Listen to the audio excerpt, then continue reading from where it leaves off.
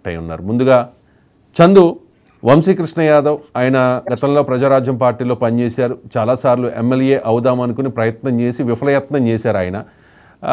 Finally వైసీపీలో ఒక మంచి అవకాశం వచ్చింది ఎమ్మెల్సీగా. లేదు, నేను ప్రజాక్షేత్రంలోనే గెలుస్తాను, ప్రజాక్షేత్రంలోనే గెలిచి నేను ప్రతినిధిగా అవుతాను, అసెంబ్లీలో నా గళం వినిపించాలి అని చెప్పి ఆయన ప్రయత్నం చేశారు. వైసీపీ నుంచి టికెట్ రాదని ఊహించారో ఏంటో మరి ఆయన జనసేన పార్టీలోకి వచ్చేసిన పరిస్థితి.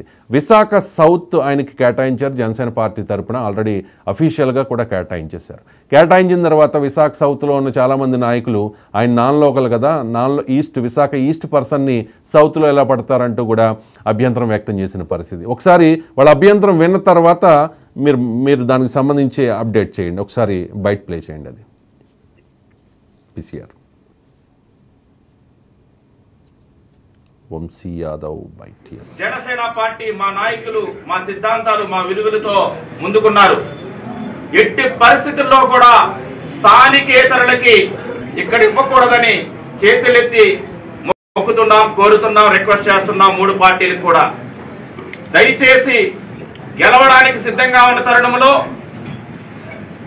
పక్క పార్టీల్లో పనికిరానటువంటి, పక్క నియోజకవర్గాల్లో పనికిరానటువంటి వ్యక్తుల్ని మా నెత్తి మీద పెడితే మేము వాళ్ళని మోయలేము, గెలిపించలేము. ప్రజలు తిరగబడుతున్నారు, ప్రజలు యాక్సెప్ట్ చేయడం లేదు. జనసేన పార్టీ కోసం పనిచేసే స్థానిక నాయకులకు అవకాశం ఇస్తే మరలా వైఎస్ఆర్సీపీని ఇంట్లో కూర్చోబెడతాం. జనసేన పార్టీలో ఉన్నటువంటి స్థానిక నాయకులకి అవకాశం ఇస్తే వైఎస్ఆర్సీపీ ప్రభుత్వాన్ని బంగాళాఖాతంలో కలుపుతాం.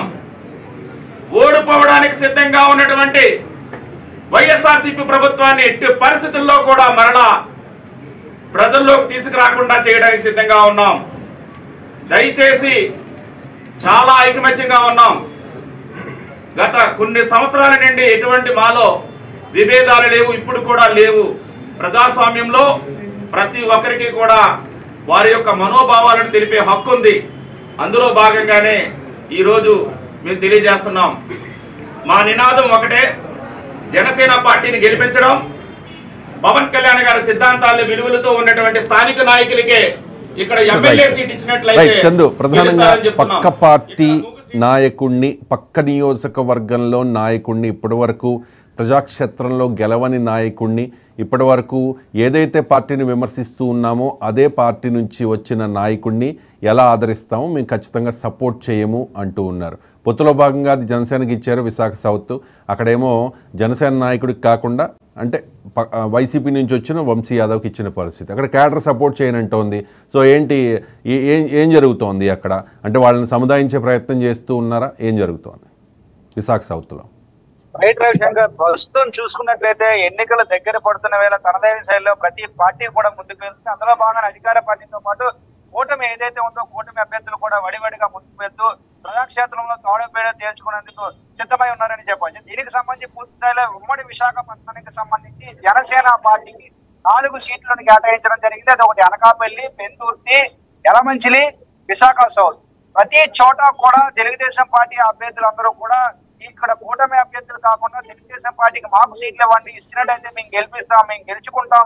ఎందుకంటే ప్రజాక్షేత్రంలో గత కొన్ని సంవత్సరాల నుంచి కూడా మేము ఉన్నాం. నిన్న కాకుండా వచ్చిన అభ్యర్థులకు ఈ రోజు మీరు సీట్లు ఇవ్వడం ఎంతవరకు సమంజసం అంటూ కూడా పూర్తి స్థాయిలో తెలుగుదేశం అభ్యర్థులందరూ కూడా ప్రశ్నిస్తా ఉన్నారు. అందులో భాగంగానే ఈ పంచాయతీ హైకమాండ్ వరకు కూడా వెళ్తుంది.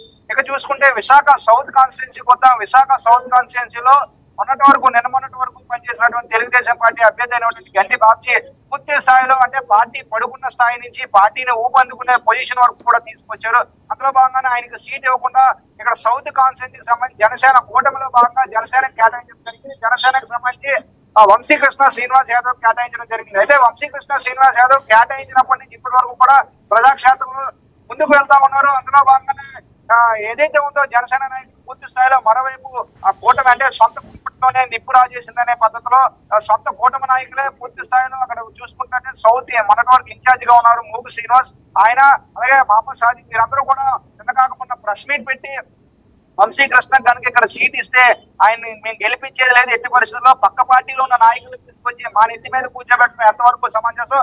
ఏదేమైనప్పటికీ కూడా గెలుపు గుర్రాలను బరిలోకి దింపాలి. మేము ఇన్ని సంవత్సరాల నుంచి పార్టీని కాపాడుకుంటూ వస్తున్నాం, ప్రజాక్షేత్రంలో ఉంటున్నాం, ప్రజా అభివృద్ధి కార్యక్రమాలకు సంబంధించి ప్రజలతో మమ్మల్పై అన్ని క్షణం ప్రతి క్షణం ప్రజల వద్దకే పాలన అనే రీతిలో మేము ముందుకు వెళ్తాం తరుణంలో నిన్న కాక పార్టీలోకి వచ్చినటువంటి పక్క పార్టీ నాయకులు తీసుకొచ్చి మన ఎత్తి మీద కూర్చోబెట్టడం ఎంతవరకు సమంజసం అంటూ కూడా వీరు ప్రశ్నిస్తా ఉన్నారు. అయితే పూర్తి స్థాయిలో ఇవన్నీ పక్కన పెడితే తనదైన స్థాయిలో ముందుకు వెళ్తా ఉన్నారు వంశీకృష్ణ శ్రీనివాస్. అయితే అక్కడ విశాఖ సౌత్ కి సంబంధించి మత్స్యకార ఓట్లు అనేవి అధికంగా ఉంటాయి. తర్వాత ఈశాన్య ఈడిగా శెట్టిపల్లికి సంబంధించిన ఓట్లన్నీ అధికంగా ఉంటాయి. తర్వాత యాదవ్ కమ్యూనిటీకి సంబంధించిన ఓట్లన్నీ ఉంటాయి, వెలమ కమ్యూనిటీ. పూర్తి స్థాయిలో ఇవన్నీ కూడా ఈ ఓట్లనేవి కూడా వంశీకృష్ణ శ్రీనివాస్ యాదవ్ ఏ విధంగా వీళ్ళందరినీ కలుపుకొని ముందుకు వెళ్తారని ప్రశ్నార్థకంగా మరి. మరోవైపు వంశీకృష్ణ శ్రీనివాస్ యాదవ్ పార్టీ అధ్యక్ష బాధ్యతలు ఇచ్చినప్పటి నుంచి కూడా తనదైన శైలిలో ప్రతి ఒక్క నాయకుడిని కూడా కలుపుకొని ముందుకు వెళ్తా ఉన్నారు. అందులో భాగంగా అధికార వైసీపీ నుంచి కావచ్చు, ఇటీవల న్యూట్రల్ క్యాండిడేట్లు అందరినీ కూడా నాయకులందరినీ కూడా పార్టీలోకి చేర్చుకుంటూ వస్తున్నారు. అయితే దీనికి సంబంధించి